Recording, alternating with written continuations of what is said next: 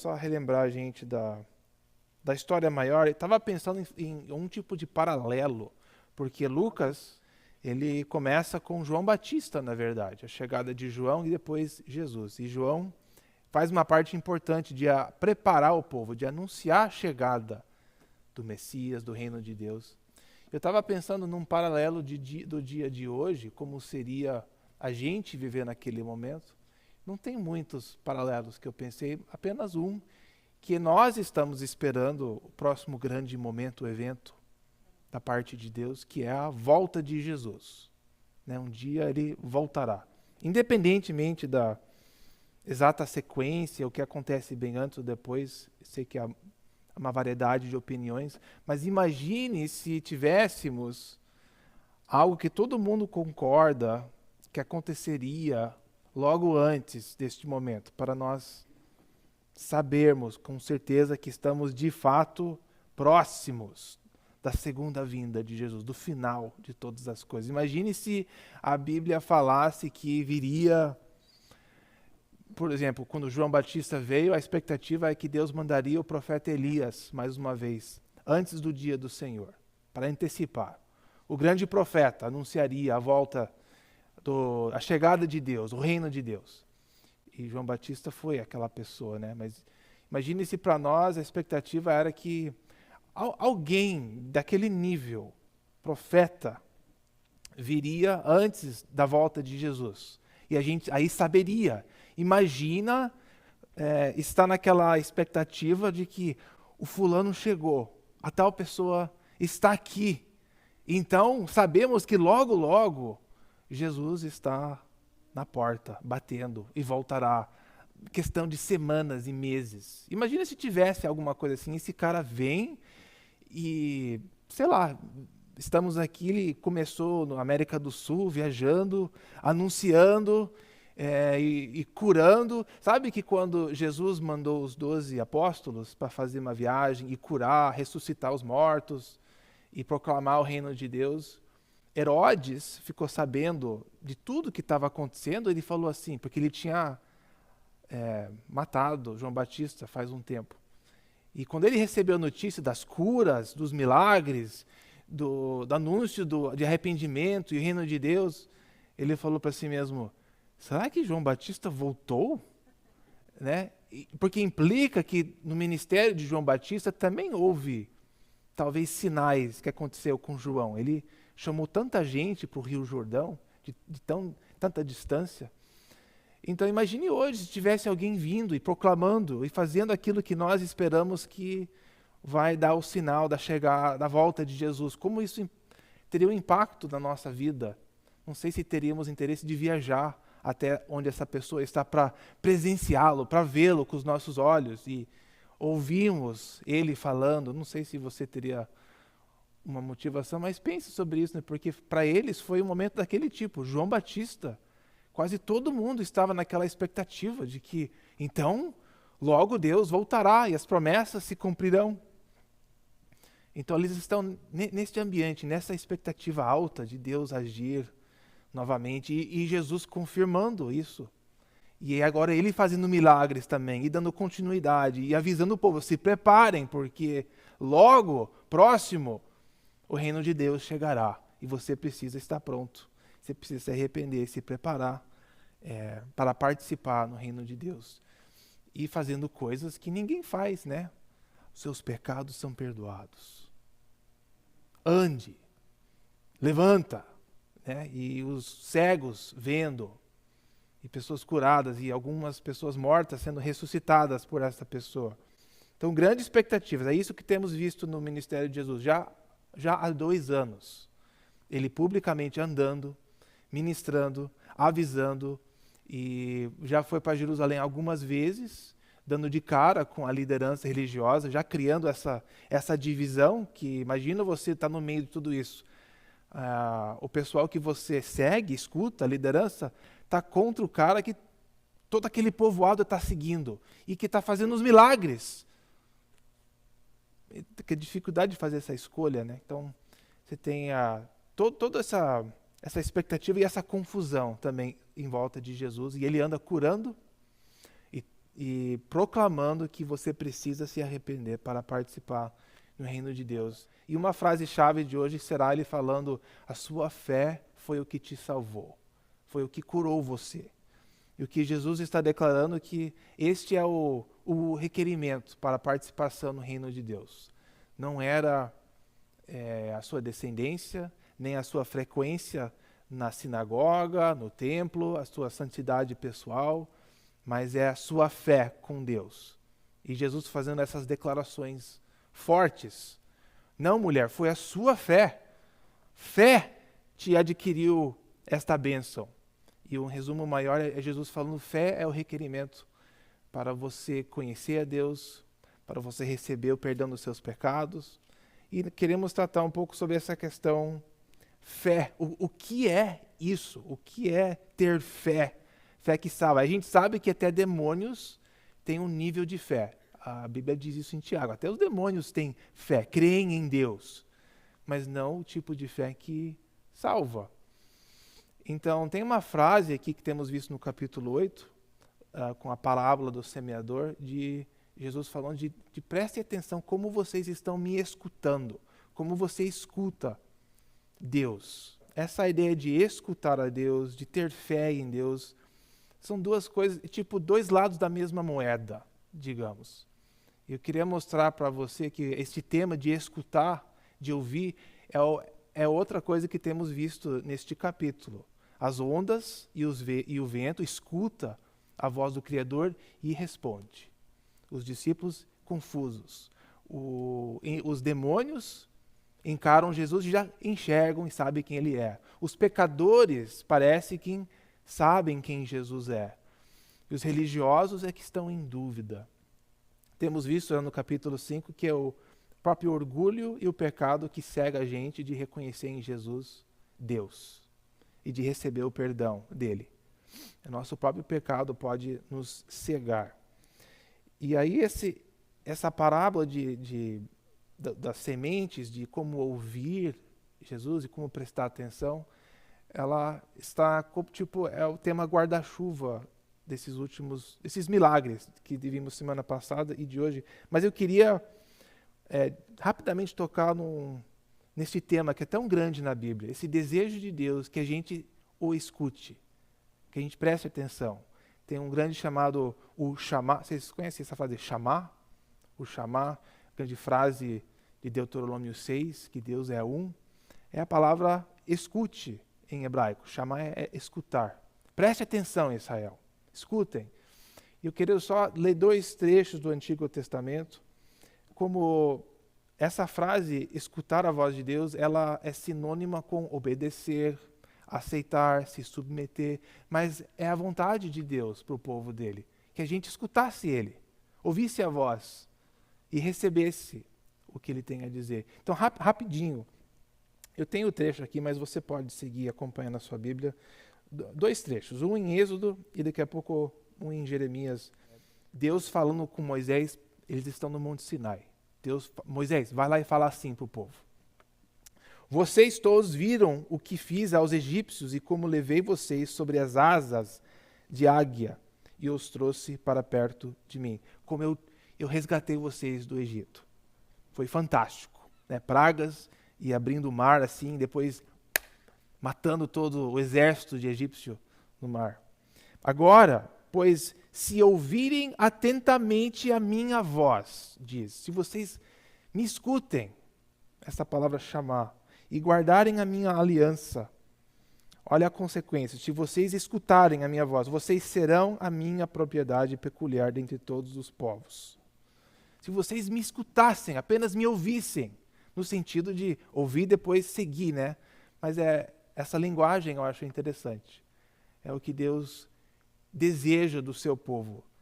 Preste atenção a mim, escutem minha voz. Ele não fala, sejam perfeitos, né? Façam tudo de exatamente como eu te estou ordenando. Ele fala, tenha essa disposição de querer me ouvir. Eu sei que vocês são imperfeitos. Deus sabe. Mas esta é a vontade de Deus. A terra toda é minha, versículo 6. E vocês serão, se vocês me escutarem, serão para mim um reino de sacerdotes e uma nação santa. Estas são as palavras que você falará aos filhos de Israel. Esse desejo de Deus de a gente escutar a voz dele, de saber que ele está perto de receber sua instrução, é uma coisa perto do coração de Deus, e foi milhares, não milhares, mas mais do que um milhão, 1000 anos de Deus tratando com essa nação e frequentemente mandando os seus profetas e falando através deles. E em Jeremias, ele vai resumir essa história de Israel e diz assim, em Jeremias 11, 6-8, ele fala, diga-lhes que deem ouvido às palavras desta aliança e que as cumpram, porque adverti solenemente os pais de vocês, no dia em que os tirei do Egito, até o dia de hoje, testemunhando sempre de novo que dessem ouvidos à minha voz, que vocês me escutassem. Então Deus falando com Jeremias, logo antes deles serem julgados, que vocês ouvissem a minha voz. Tem sido desde o início, do primeiro dia no Monte Sinai. Este é o meu desejo, que vocês prestassem atenção a mim. Versículo 8, mas, no geral, o povo não quis me ouvir. Não atenderam. Pelo contrário, andaram cada um segundo a dureza do seu coração maligno. E por isso fiz cair sobre ele todas as ameaças desta aliança, a qual lhes ordenei que cumprissem, mas que eles não cumpriram.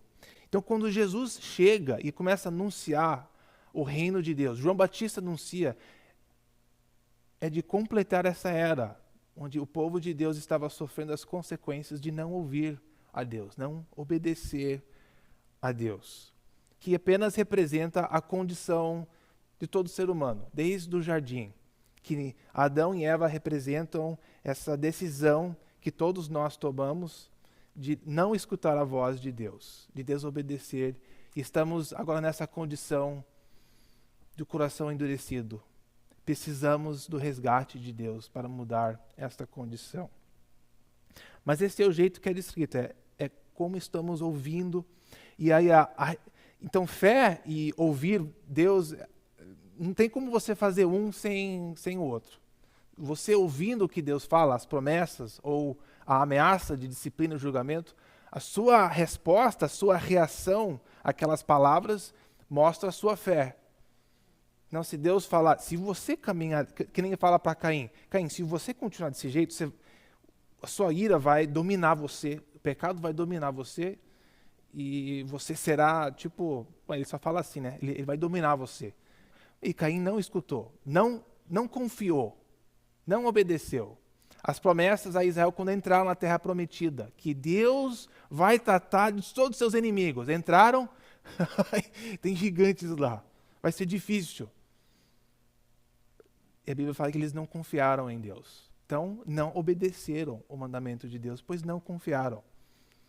E confiar é obedecer. Se eu confio em Deus, eu vou obedecer o que Ele tem a dizer. Então, confiar, ter fé em Deus é quase sinônimo ou igual a eu escutar a voz de Deus e aceitar e obedecer o que Deus tem a dizer. Está entendendo o link? Vai ser, eu acho que a parte-chave de a gente entender melhor o que Jesus está querendo dizer nesses 2 milagres. Vamos lá, continuando esses episódios de milagres incríveis da parte de Jesus. Então, capítulo 8, versículos 40 aqui e em diante. Quando Jesus voltou, e voltou da onde? Voltou daquele episódio com o endemoniado, com milhares de demônios. Quando o povo lá falou, não, Jesus, volta lá para sua terra, vai para o seu lado. Então ele atravessa e volta. E não sabemos exatamente aonde que Jesus voltou, se ele voltou mais perto de Cafarnaum, a base dele de ministério nessa época, ou se foi um pouquinho mais longe ou disso, mas não seria errado a gente pensar que foi ali perto de Cafarnaum, Magdala, alguma coisa assim.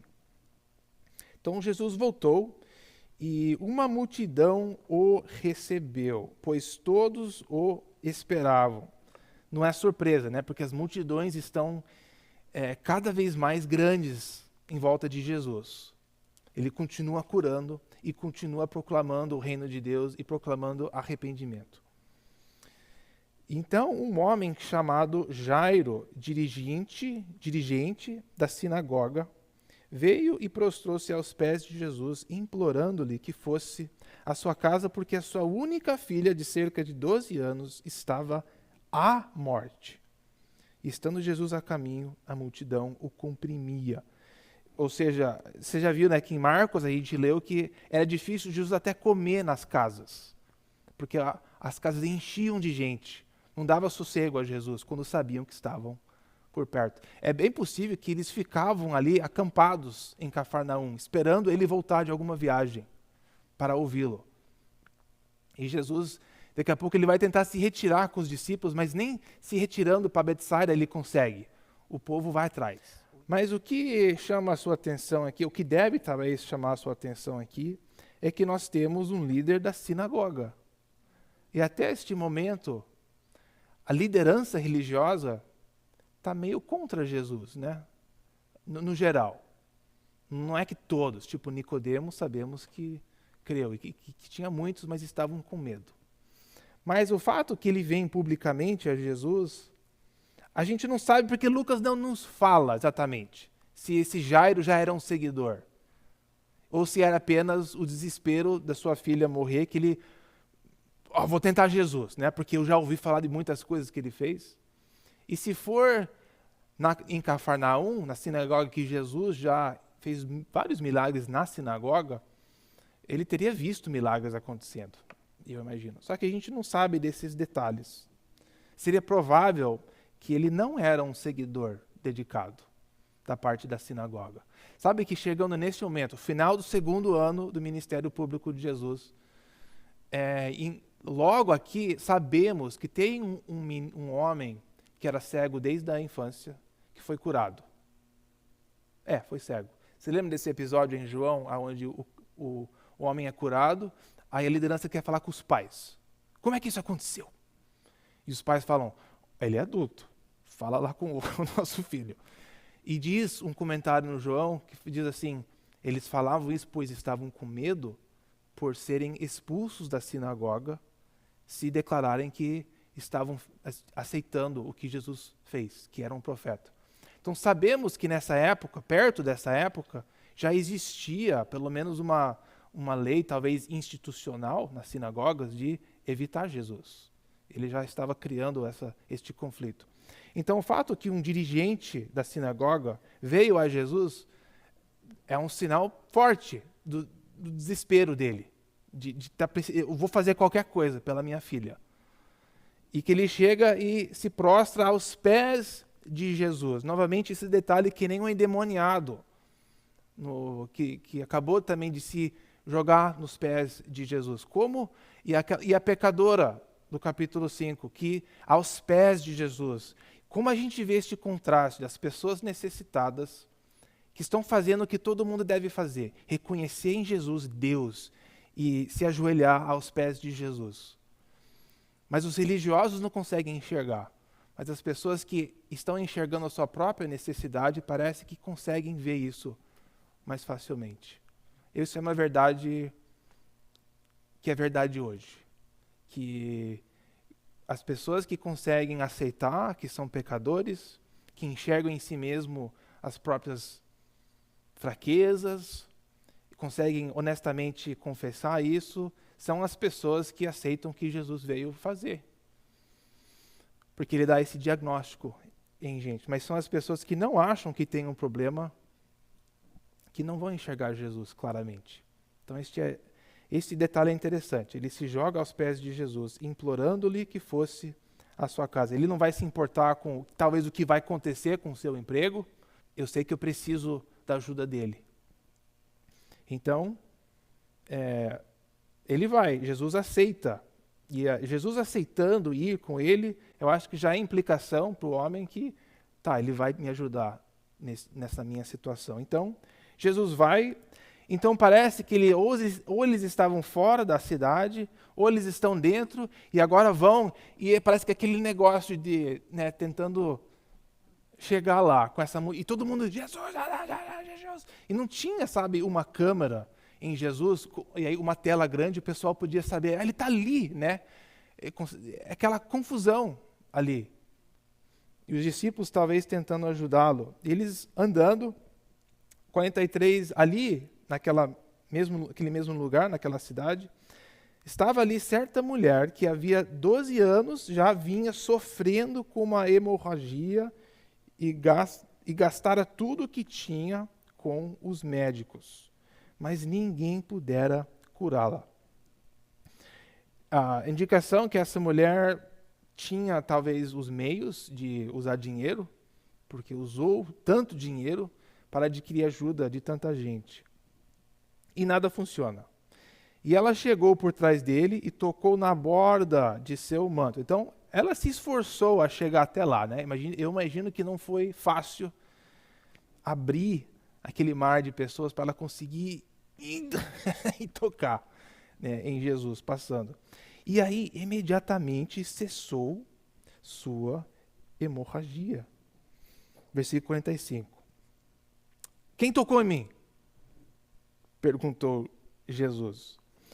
E eu não sei se foi assim, na hora que ela tocou. Quem tocou em mim? Se foi assim? Ou se foi que ela tocou em Jesus e deu um tempinho para ela sentir aquela mudança e talvez até checar rapidamente, talvez Jesus já estava andando um pouco e Jesus começa a falar, quem tocou em mim? Não sabemos exatamente como é que foi. Mas uma coisa assim, Jesus fala, quem tocou em mim? E estava todo mundo ao redor falando, olha, não fui eu. Eu imagino que estava todo mundo tocando nele, andando, mas eu acho que eles querem dizer, se alguém machucou Jesus, não foi eu, ninguém te tocou daquele jeito por querer. E eu adoro o que Pedro fala, ele fala, e eu acho que ele falou assim, mestre, abre os seus olhos. Quem que não te tocou aqui nessa multidão, cara? Tá todo mundo aqui assim. A multidão se aglomera e te comprime. Então, eu acho que é até aquele negócio de andando de assim, né? E Pedro, Jesus, cara, você acabou de acalmar as ondas lá e tal, e você não tá... What's going on here? E aí Jesus, alguém tocou em mim. Ele repete, e eu sei que de mim saiu poder. Agora, Jesus sabe quem tocou nele, não é porque ele está precisando saber, não é que ele foi levado de surpresa, né? Poder saiu de mim. Isso aqui faz parte de outra coisa que temos observado.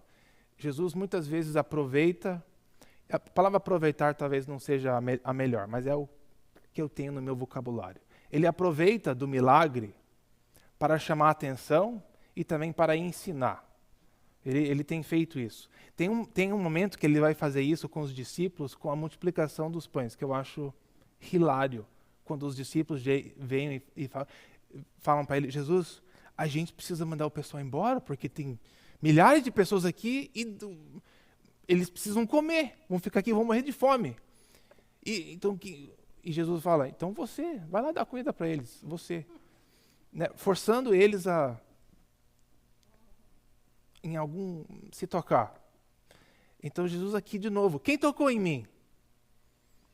E aí forçou ela, talvez aquela primeira vez, ela já parou assim, será que eu fiz algo de errado, né?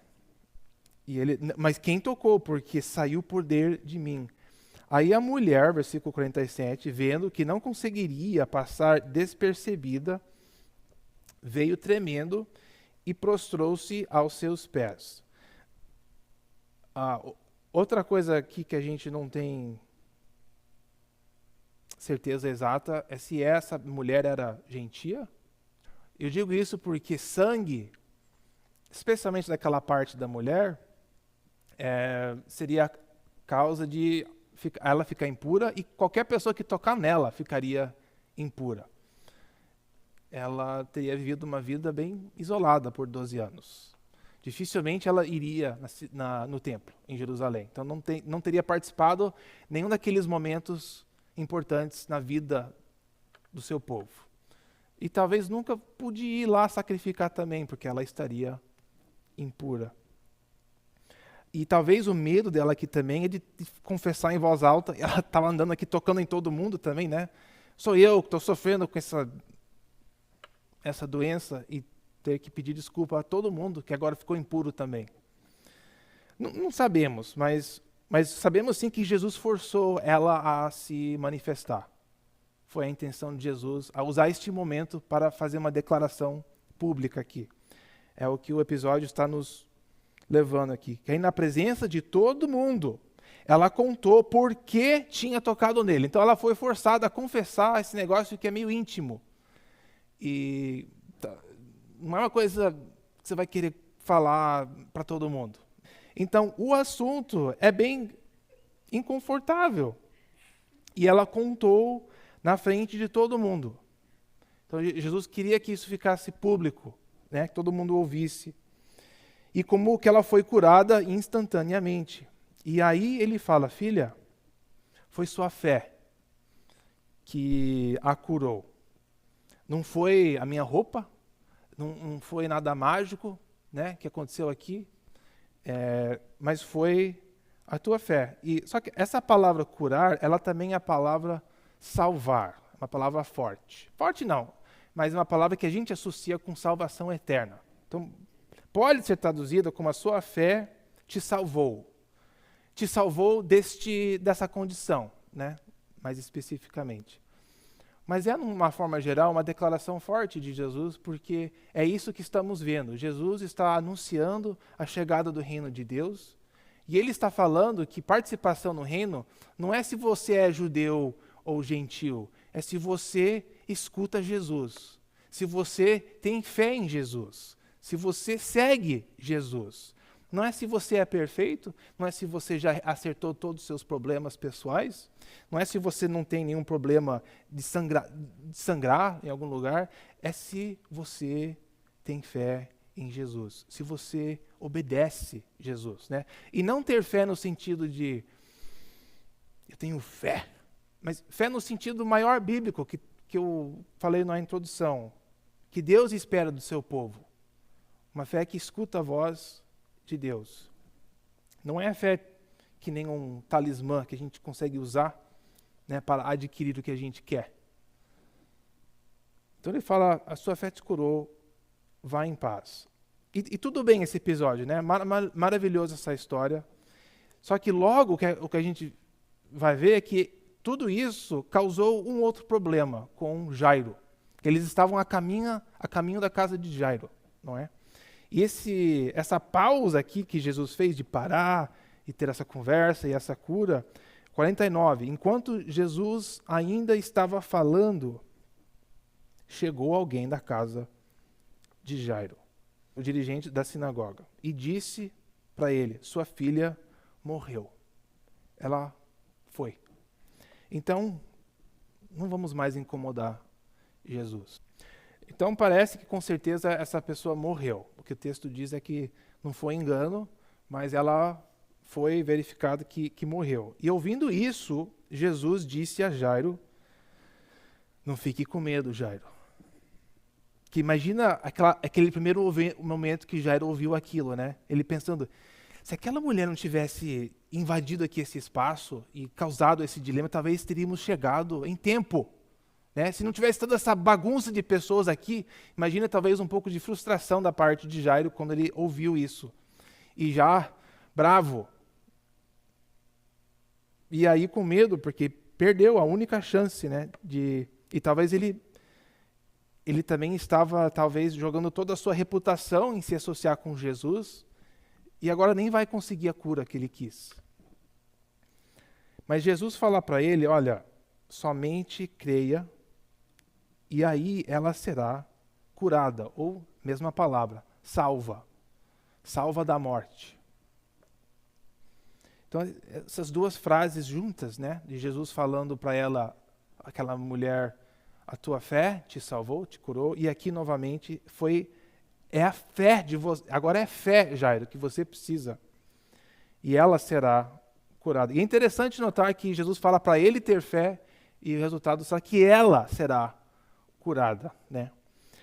E não queríamos, eu acho que fazer muito disso, apenas de observar no geral. Ter fé significa ouvir a Deus, as suas palavras e obedecer elas, de seguir elas. Então Jairo tinha uma decisão aqui a fazer. Será que eu vou crer no que Jesus está me falando? Eu vou confiar? Porque Jesus poderia Jairo, já foi resolvido, já curei. Porque Jesus já fez curas à distância. Lembra que o centurião romano, Jesus curou o servo dele já a boa distância da casa. Então Jesus não precisava ir lá e tocar na moça, na filha de Jairo. Mas ele queria usar este momento novamente como um exemplo e deu esse momento para Jairo tomar uma decisão. Porque Jairo poderia falar, esquece Jesus, já foi. Né? Porque curar a doença é uma coisa, mas está morta já. Então Jairo optou a seguir as palavras de Jesus, confiar. Que novamente é o que Deus espera de nós, é apenas isso. É escutar as palavras de Jesus e a nossa resposta é, vou seguir. Eu vou tentar. É isso que Deus requer da nossa parte, para participar no reino de Deus, de receber perdão de pecados. É de a gente responder às suas palavras assim, ok. Alright. Então, aqui não fala que Jairo falou, não nos diz na resposta de Jairo, apenas que eles vão, versículo 51. Chegou à casa de Jairo e aí não deixou ninguém entrar com ele, exceto Pedro, João, Tiago e o pai e a mãe da criança. E já é um sinal aqui que Jesus ele separa esses três, dos 12, para serem líderes entre os 12 discípulos. É Pedro, João e Tiago. Então, Eles entram lá, versículo 52, enquanto isso, todo o povo estava se lamentando e chorando por ela. Você imagina o choro da casa, era um líder da comunidade, tinha muita gente lá orando, eu imagino, e a família, a mulher dele chorando porque ela morreu. E aí Jesus chega, né, já sabendo o que ele vai fazer, e fala, não chorem. Ela não está morta, mas dorme. Que é uma frase curiosa da parte de Jesus, que ela de fato estava morta. E essa palavra dormir, ela também é uma palavra usada no Novo Testamento para descrever os mortos, as pessoas que dormem, estão dormindo. Mas não é isso que Jesus quer dizer aqui, né? Porque da perspectiva de Deus, morte não é esse negócio concreto, finito, final. Ele consegue levantar os mortos. A gente não. Para a gente é o final, não tem como. Mas é como se Jesus estivesse falando, né, que meio indiretamente não há impossível para Deus. E todos começaram a rir dele, pois sabiam que ela estava morta. E perceba ali que o texto não diz porque eles pensavam que ela estava morta. Não, eles sabiam. Viram ela morrer, talvez. E esse rir, sabe que... Pare e pense sobre isso, né? Um momento tão sóbrio, né? E sério, né? E para você rir naquele momento, é que tem que ter uma coisa absurda que aconteceu, né? Eu já ri algumas vezes em alguns funerais, não do defunto, mas você está conversando e, sabe, às vezes é tão pesado que você acaba conversando sobre outra coisa com alguém e uma piadinha ali, mas no momento é pesado. E às vezes a pessoa conta uma história lá em cima que é bonita da pessoa e aí temos risadas. Mas não é esse tipo de risada aqui, né? Como se Jesus fosse fazendo piada ali. Não tá morta, tá dormindo. Estão rindo dele, de Jesus, por ser talvez um bobo. E absurdo você falar isso, dormindo. Ai, Jesus, por favor, quem que trouxe você aqui? Então eu acho essa cena interessante, essas pessoas não reconhecendo Jesus novamente. Mas ele a tomou pela mão e disse, menina, levante-se. E o espírito dela voltou. Que coisa, né? O espírito voltou para o corpo dessa menina. Então, de fato, o espírito já tinha saído do corpo. E ela se levantou imediatamente. Indiretamente é de novo, né? Os espíritos reconhecem a voz do seu Criador. Interessante, ela escutou, ouviu e obedeceu a voz de Jesus. Então Jesus lhes ordenou que lhe dessem de comer. Os pais dela ficaram maravilhados.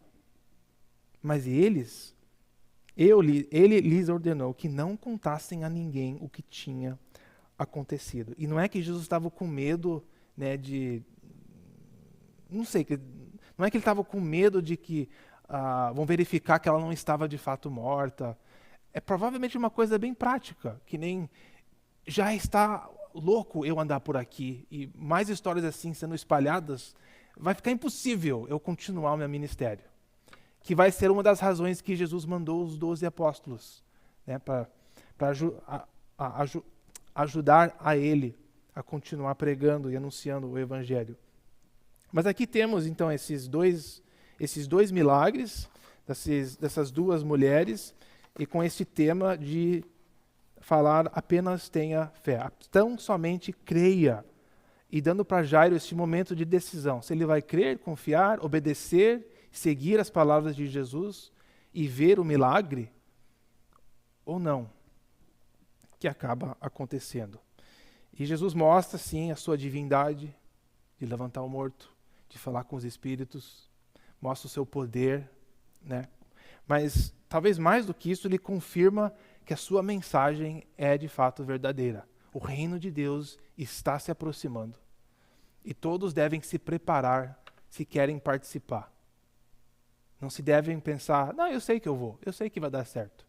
Eu sei que eu estou por dentro. Como que a gente sabe? que vamos participar no reino de Deus, que estaremos felizes, que Jesus vai estar feliz em nos ver também. Como que temos certeza disso? E se de fato temos fé em Jesus? Se obedecemos e ouvimos a sua voz, né, na nossa vida. Então tem um paralelo aqui nessa história de Deus com Jesus com Jairo e Deus no geral com o ser humano, dessa questão de fé. E para as pessoas que não conhecem a Jesus, a pessoa que não é cristã, fé vai ser uma resposta que você faz perante o anúncio da verdade sobre Deus, Jesus. Quando a Bíblia anuncia a nossa condição perante Deus, que estamos debaixo da ira de Deus por causa dos nossos pecados. Fé é a reação necessária do incrédulo, né? E a Bíblia fala que a fé ela vem do ouvir. É uma coisa meio mística e mágica. Não é que você nasce com fé e aí você exercita a sua fé e aí você se salva. É mais uma coisa que quando você escuta o Evangelho, você tem um momento ali de decisão. É ali que fé nasce e brota, com o Espírito Santo de Deus participando neste processo. E estava pensando que tem uma parábola que só lemos em Lucas, a palavra do filho pródigo, que o filho que vai e gasta tudo, né, do seu pai. Tem uma parte que no capítulo 15 de Lucas que fala que o filho fala para si mesmo: eu não sou digno de ser filho do meu pai. E representa muito bem, é um bom resumo dessa resposta de fé que o incrédulo precisa para se aproximar de Deus. De falar, de reconhecer, eu desonrei o meu pai, eu desonrei a Deus, pequei contra Deus, eu não sou digno de merecer nada da parte de Deus. É o que todos nós precisamos fazer, se de fato vamos conhecer Jesus e receber o seu perdão. É um bom exemplo. Mas também temos um exemplo aqui de fé para todos nós, que nem Jairo, uma decisão que precisamos tomar constantemente na vida, de ter fé, de seguir as palavras de Deus. Então, eu tenho algo aqui para a gente concluir e fechar, de ter fé, de escutar a voz de Deus, num salmo que Deus fala com o seu povo, expressando sua vontade deles escutassem apenas a sua voz. E ele faz uma promessa para o povo no final, que para mim continua uma promessa para nós, meio que encorajador e desafiador, de termos fé, que nem Jesus fala para Jairo e essa mulher, foi a sua fé que te salvou, e no caso de Jairo, foi a sua fé, a sua decisão de escutar o que eu estou falando para você, de crer, de dar continuidade para que a cura acontecesse. Porque ele poderia ter falado, eu acho que é demais, Jesus, eu acho que não, e desistir. Olha o que nós temos no Salmo 81. Nós vamos ler só alguns versículos deste Salmo. E eu vou focar nessa fala de escutar. E também o que Deus fala que ele deixou como oportunidade para Israel durante a época com eles. Então, pegando aqui mais ou menos no meio desse Salmo, ele fala assim, começando a partir do versículo 8. Ouça, meu povo, as minhas advertências. Se tão somente você me escutasse, ó Israel. Você consegue sentir a vontade de Deus. Se você tivesse me escutado, poderíamos ter evitado muita coisa. Versículo 9. Não tenha Deus estrangeiro no seu meio, não se incline perante nenhum Deus estranho. Eu sou o Senhor, seu Deus. Foi eu que tirei da terra do Egito. Abra a sua boca e eu o alimentarei. Que é aqui um desafio. Me prove, Israel. Vê se eu não estou falando a verdade. Abra a sua boca. Vê se eu não vou alimentar a sua boca. Ele não está falando de abrir a boca literalmente. Mas está falando de experimente. Veja na palavra de Deus se eu fui fiel ou não. Mas na sua vida, experimente se eu não vou alimentar você. Se eu não cumpro as minhas promessas. Olha o que ele fala. Mas o meu povo, lá no passado, não quis me ouvir. Israel não quis obedecer-me. Né? Ouvir, obedecer, ter fé, ser fiel, é tudo a mesma coisa. Por isso, os entreguei ao seu coração obstinado para seguirem os seus próprios planos. Mas olha o 13. Mas se o povo apenas me ouvisse, se Israel seguisse os meus caminhos, e para mim chamamos isso de uma frase condicional. Na soberania de Deus, parece que tem muita coisa que ele decide, está no plano dele, soberano, ele determina, e parece que ele determinou um espaço aqui na nossa vida de várias possibilidades, tá? Dentro desse. Fora, aqui em volta não tem, tipo a cor do seu cabelo, desculpa, você pode brincar aí, enfiar coisa no seu cabelo, mas não tem como você mudar a cor que Deus te deu de cabelo. Então isso aqui fica por fora, né? A sua altura, dá para você fazer bastante exercício e até stretching, como é que fala stretching? Esticar, que ajuda você a aumentar talvez um pouco, beber bastante leite, fazer ossos fortes, mas você não vai aumentar a sua altura demais. E tá no seu sangue já, a sua altura. Não é interessante isso? Quanta coisa já está determinada quando você nasce, né? Cor dos seus olhos. Tem gente que acha que muda de gênero, mas não vamos entrar nesse assunto, né? Mas fora algumas coisas, Deus coloca opções na nossa frente e fala, confia em mim, né? Então, para o cristão, aquele que já decidiu seguir a Deus, semelhantemente como Israel, nós temos uma oportunidade de seguir a Deus nas coisas que Ele coloca na nossa frente. Então, olha este exemplo. Deus vai olhar para o passado, o tempo no Êxodo, no deserto, e vai falar, se o meu povo tivesse me escutado, poderia ter sido um pouco diferente. Com rapidez eu subjugaria os seus inimigos e voltaria a minha mão contra os seus adversários. Os que odeiam o Senhor se renderiam diante dele e receberiam um castigo perpétuo. Então Deus teria agido contra os inimigos deles de formas diferentes, nas guerras, nas batalhas. Mas olha esse último detalhe, que é para mim o que eu queria terminar. Mas eu sustentaria Israel com o melhor trigo, diz aqui, a gordura do trigo, a nata, a melhor parte. E com o mel da rocha, eu o satisfaria. Mel. Sabe, se você não sabe, mel não vem de pedra ou de rocha, tá? Isso aqui é uma expressão. E pensando na história de Israel, o que você acha? E pode até falar em voz alta ou não. Mel da rocha, o que vem na sua cabeça? Será que ele está se referindo a algum evento? Será que o que ele está falando aqui, Deus falando, olha, se vocês tivessem me escutado, confiarem em mim, me obedecido, aquele tempo poderia ser um pouco diferente. Eu teria o sustentado com o melhor trigo, o melhor pãozinho. E não só água, mas mel.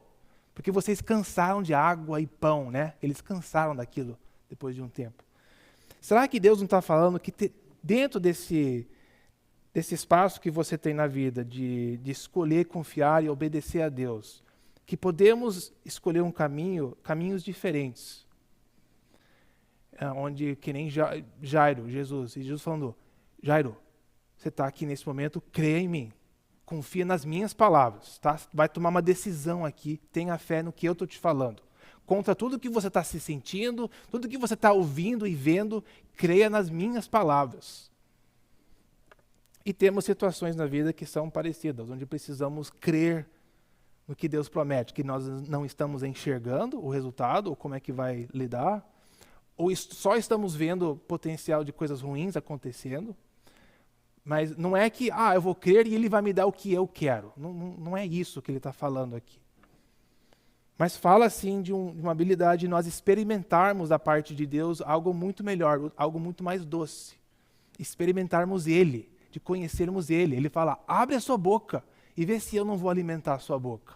Experimente me confiar, experimente alinhar a sua vida com as minhas palavras e vê se ela não vai te satisfazer de uma forma mais profunda ainda. Jesus fala isso muitas vezes, né? Aqueles que estão cansados, venham a mim, o meu fardo, toma o meu fardo sobre vocês. São os pecadores e as pessoas que reconhecem suas necessidades, que parecem, na Bíblia, enxergarem Deus e Jesus como Salvador, como perdoador, resgatador, mas são aquelas pessoas que acham que conseguem resolver a sua vida, que acham que se dão conta, ou que têm um orgulho e não querem reconhecer seu pecado publicamente, não querem admitir isso para si mesmo e para mais ninguém, que não chegam a Deus. Isso impede a eles a terem fé que salva de verdade. E aqui nós temos esta grande oportunidade de nós abrirmos a nossa boca, isto é, de nós confiarmos em Deus, nas suas promessas e de viver de acordo com o que falamos que cremos, né? Em coisas simples, que nem não mentirás. Quando Deus fala isso e a gente vamos crer nessas palavras, é que nós vamos obedecer e veremos se de fato Deus será fiel com a gente, seguindo os mandamentos de Jesus, amando os nossos inimigos. E aí poderíamos andar, né, seguindo todos os mandamentos, o sermão no monte. Vamos experimentar e ver se Deus não nos sustenta, não nos providencia de uma forma diferente. Eu acho legal pensar nessa possibilidade, né? O ruim é olhar para trás e pensar, se eu tivesse... Isso você não quer fazer. Passar tempo pensando, 20 anos atrás, se eu tivesse tomado essa decisão e confiado, blá, blá, não vai adiantar nada, você não consegue mudar nada do passado. Mas hoje você ainda está aqui, né? Daqui em diante você pode receber essa lição do passado e falar, ok, errei, mas Deus, como Ele é o Deus do impossível, não importa o que aconteceu no passado, né? Jairo, não importa o passado dele. Aquela mulher com sangue, hemorragia, não importa. O endemoniado, não importa. A pecador do capítulo 5, não importa. O que importa, se estamos respirando ainda hoje, é se nós respondemos a Jesus com fé, as suas palavras, se cremos, se obedecemos, se nós nos submetemos, podemos experimentar de mel da rocha, não apenas água. Temos essa promessa da parte de Deus. Porque fé não vai falar, não, eu já estraguei suficiente a minha vida. É que nem Jairo falando, Deus, ela já morreu. Não aguenta mais, não precisamos ir lá na minha casa. Eu não quero ver, é só choradeira lá. Já foi do passado. E Jesus fala para ele e para nós, não faça isso. Não tenha medo nisso na sua vida. Apenas creia nas minhas palavras. Eu sou suficiente de fazer o impossível, né? Então é isso. Jesus continua andando para lá e para cá. Nós vamos ver no capítulo 9 agora, Jesus vai ter uma mudança radical. Ele vai agora capacitar os 12 apóstolos, que se você estiver prestando atenção, nós temos ouvido quase nada deles até o capítulo 9. Não tem demonstrado. A única aparência que temos deles é na tempestade no mar, onde Jesus fala, cadê sua fé, gente? E eles, hã? É a resposta. E são esses que Deus fala, vocês agora vão fazer o que eu faço. Então, leremos um pouco sobre isso no capítulo 9, semana que vem. E eles também terão essa oportunidade de responder com fé. Porque eles poderiam ter falado, no way, eu não vou ressuscitar o morto, né? Que eles acabam de ver este momento na casa de Jairo, e aí Jesus vai falar, ok, meus amigos, vão agora de 2 em 2. E eles vão, alright. Então, fé não é um negócio abstrato, místico, que não é apenas um sentimento. É isso que eu queria dizer. É a gente ouvir as palavras, ok, eu vou, mesmo sem sentir nada agora, eu vou seguir, eu vou obedecer, eu vou aceitar o que elas dizem. E quando fazemos isso, há uma coisa sobrenatural que acontece. A Bíblia fala que a nossa fé, em Tiago, ela cresce de acordo com a gente agindo, as obras. Ela cresce junto, é um progresso, que nem Abraão. Escutou, obedeceu o que ele recebeu e aquilo foi amadurecendo. É como a nossa fé vai amadurecer, a gente tomando passos pequenos, recebendo o que Jesus fala, os desafios, as coisas que ele coloca no coração e indo.